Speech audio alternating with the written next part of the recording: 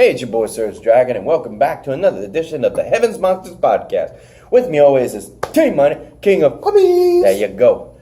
Hey, we couldn't do this Sunday because of the fact that 4 to 11 o'clock. You had to leave before the last match as well as Chris because y'all rides came. Mm-hmm. They weren't going to wait up on the show. That sucks. And not only that, we couldn't do the podcast because they had to go to work. So there was nothing we could do. They had to go home. You had to go home. Xavier couldn't show up because he had a sore throat. He didn't want to take a chance of spreading it through us. That sucked. Shout out to our boy Xavier Hill for not showing up. We hope you got better, my brother. It's a Wednesday edition, hump day. And finally, we're going to go ahead between me and my boy T-Money here. We're going to go and run it down as fast as we can because it's too much. It is just too much for WrestleMania 35. About to say 25 because I was wearing a t-shirt that day. H-Town, baby. All right, so first up, let's mention what happened in the kickoff. One, we had the Cruiserweight division between Tony Nese and Buddy Murphy. Tony Nese became the new Cruiserweight champion and ending the unstoppable Cruiserweight juggernaut. Woo, that was good. Now, also, another thing that was put to an end was the Revival and losing their titles to a losing streak of Kurt Hawkins. I think it was 269. Let's see, 69. There's Tony Nese. There it is.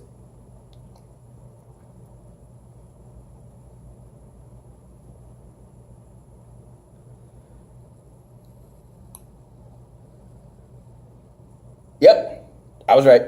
269 losses, and finally a win, a big win, getting the Raw Tag Team titles along with Zack Ryder. And what were they known for back in the day? The Major Brothers and Edgeheads. I remember them as the Edgeheads before they were that.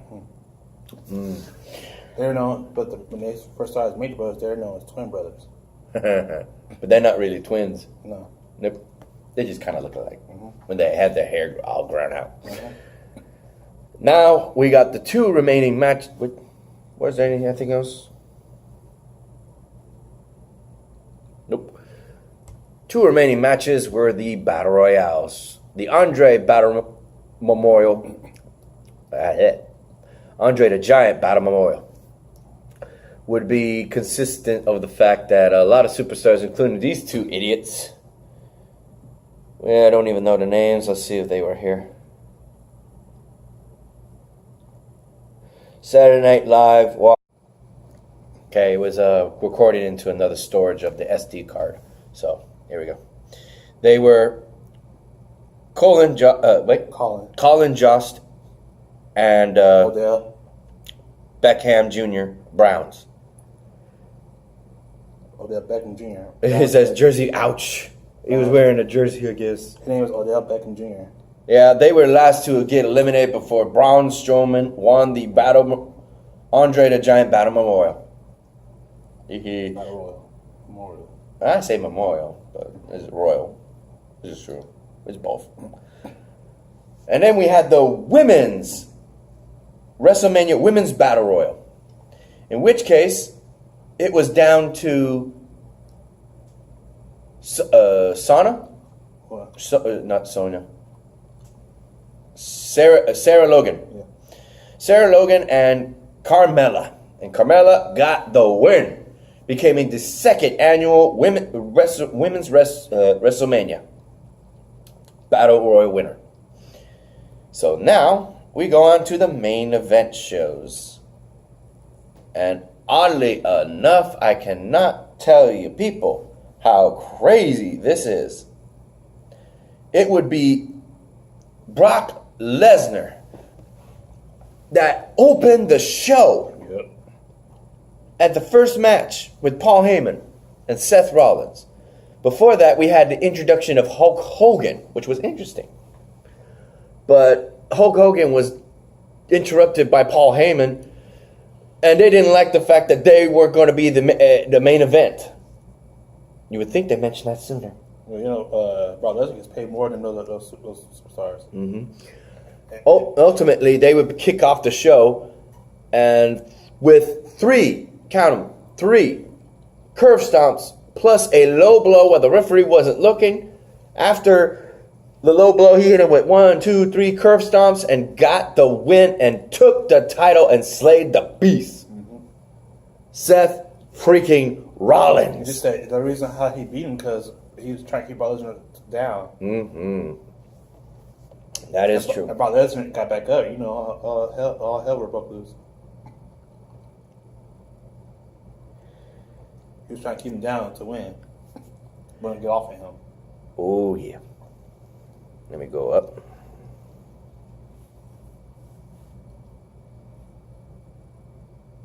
Damn, there's a lot of people talking about. The match with the Demon, Finn Balor versus Bobby Lashley. Bobby Lashley had some neat, weird-looking contact lenses that day. You notice that? Yeah. What the hell?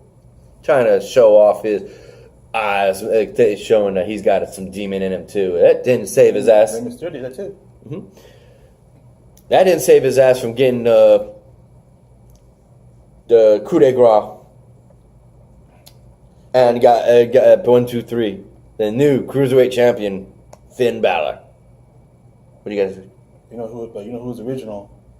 They did that eyes thing. Viscera. Oh.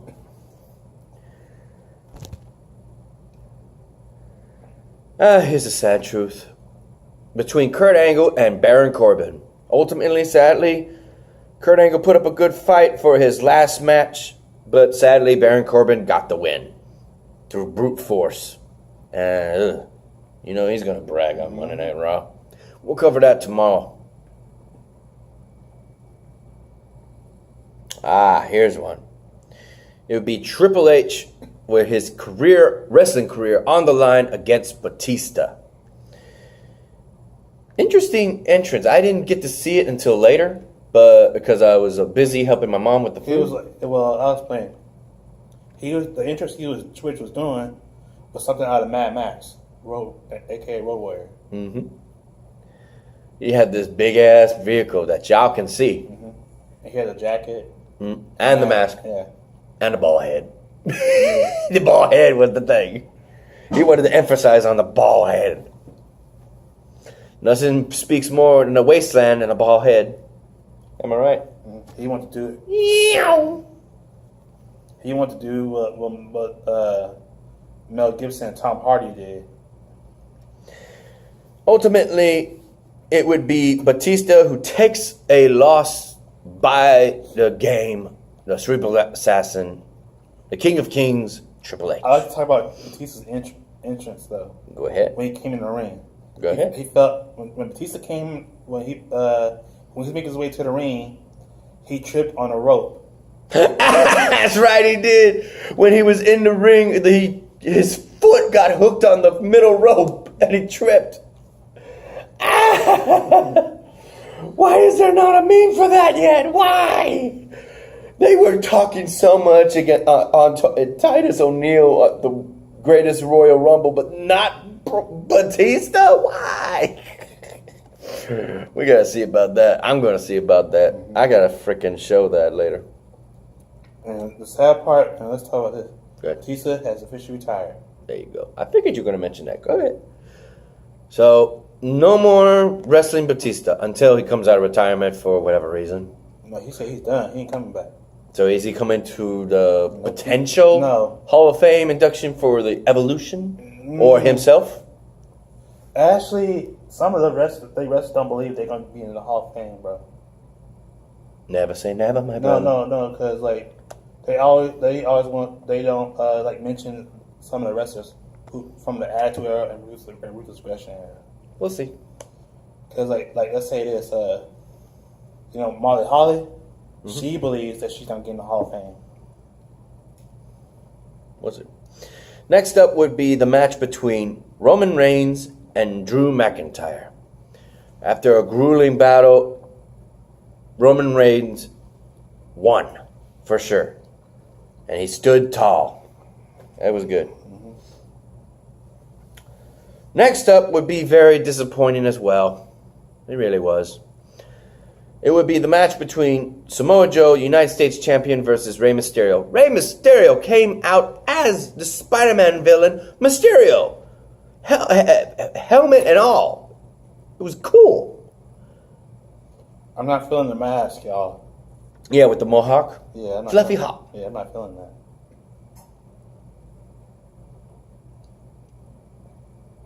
The best, I'm gonna say the best ones the Mysterio did was the Iron Man one, Batman, Spider-Man.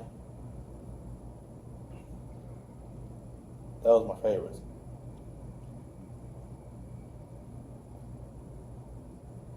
Yeah, they didn't say how long the match. It landed in seconds. It was way too fast. Thanks to Samoa Joe jumping Rey Mysterio, he hit him with the Kimura clutch and just made him pass out, making it one of the quickest matches in WrestleMania. Which, if you remember, 9 seconds was when Rey Mysterio in Houston, Texas, 10 years ago, beat JBL. And I was one of the people saying, quit, quit, quit, starting that chant, and he quit. Still remember that. I thought it was John Cena. No. Rey Mysterio. Oh. 9 seconds. Houston, Texas. Oh. He's just stood there with the mic, and all he said was, I quit! Next, we have the match that everybody was waiting for. We have Kofi Kingston versus WWE Champion Daniel Bryan. Simply enough, everybody was there the entire time. Eric Rowan was there, the New Day was there, but they didn't interrupt unless it was needed. No disqualification, no people pointing out, evacuate, to my knowledge, because I was kind of still busy serving food. Well, even though I'm not a big fan of Kofi, but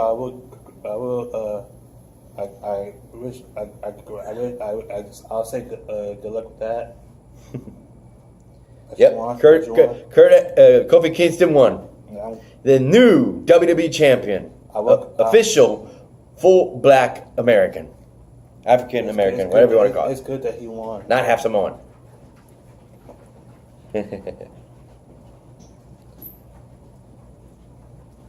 And that wasn't even the end of the night. He still kept going with these matches.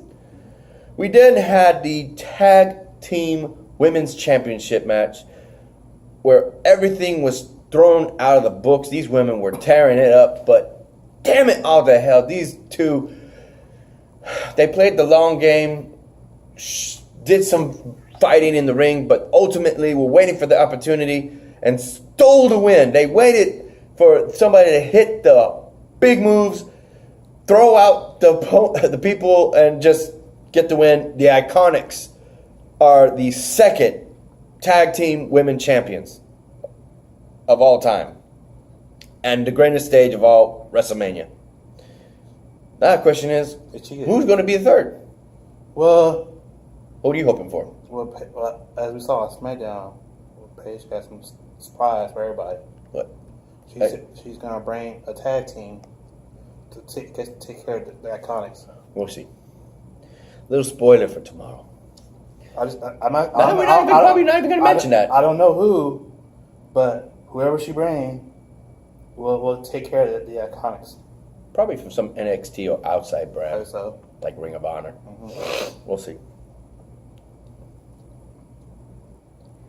Next would be Shane McMahon versus The Miz. Even The Miz's dad got in the middle of the match and got his punched Shane in the face and gave him a black eye. That was cool. No. But sadly, as hardcore as the match was, it was false count anywhere. Good God. They were all over the place for what I could tell, going back and forth feeding y'all. God damn, they were literally everywhere. I haven't seen that kind of match since ECW days. Or the hardcore matches they had back in the day, in the Attitude Era. I've seen it with The Rock. No, it's been a long time since they've done like that. I'm surprised The Miz took part in something like that. That's the biggest surprise. And ultimately, they fell 20 feet in the air. Boom. I seen that with Kurt Angle. Yeah, and that would end in Miz's failure. He suplexed Shane McMahon into that board, but because of the way he was set up, the false count anywhere rules, Shane McMahon had his shoulders on top of Miz's shoulders while laying down after the suplex and got the win. So Miz's efforts were put in vain, and Shane McMahon still calling himself the best in the world. Here, open it.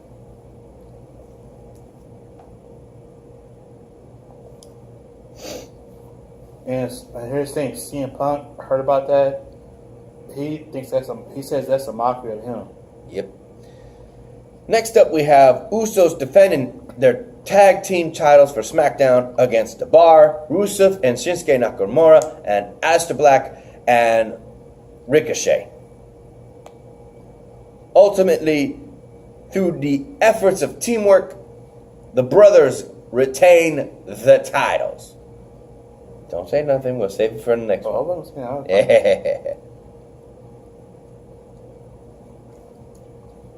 Last two things. That wasn't in my mind, bro. It would be AJ Styles versus Randy Orton, and ultimately AJ Styles got the win, beating and putting Randy Orton, well, not so much in his place, but shutting him up. Well, I liked the match, and plus I was happy for AJ Styles. Well, I wasn't happy for Randy Orton? Yeah. Okay. Last but not least, the main event. Ronda Rousey, Charlotte Flair, and Becky Lynch. Charlotte Flair shows why she's a queen by coming in a helicopter, arriving outside the stadium and walking in. So Ronda Rousey had her live entrance performance of her theme song that she comes in with the singer herself. Even my mom was taken aback. She's like, oh, my. Speaking of that match, the women that everybody who commented about that, they didn't like it. Fuck them. It was a good match. But here's great. That match was fantastic. They got lower ratings, bro. Fuck you. Fuck that shit. Fuck it. Fuck it. Anyway, ladies and gentlemen, the winner of that match, by account of Becky Lynch bringing in a table, Charlotte Flair trying to spear both Ronda and Becky through the table, backfired, and she got tossed into it. And everybody would think Becky Lynch was knocked the hell out, but by surprise, she was still conscious. So when she went for the Piper's Pit finishing move, she turned it around and turned into a quick pin and took everything. She is the women's champion for both Raw and SmackDown. And that would be the end of the night, ladies and gentlemen. I'm sorry, they didn't get any ratings. Fuck that. That is a good ass match. Everybody was saying they thought that was a bad idea to put them and women in the main event. Yeah, we did this pretty quick.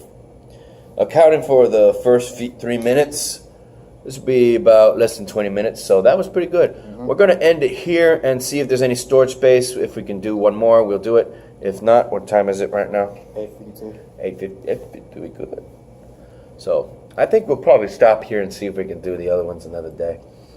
Anyway, thank you for watching, everybody. We hope you enjoy. Shout out to our boys, Xavier Hill and Mike Henry. A link to their YouTube pages will be in the descriptions down below. And a shout out to our boys, Renee, Farrell, Andre, Chris Petrie, and Delvin, as always.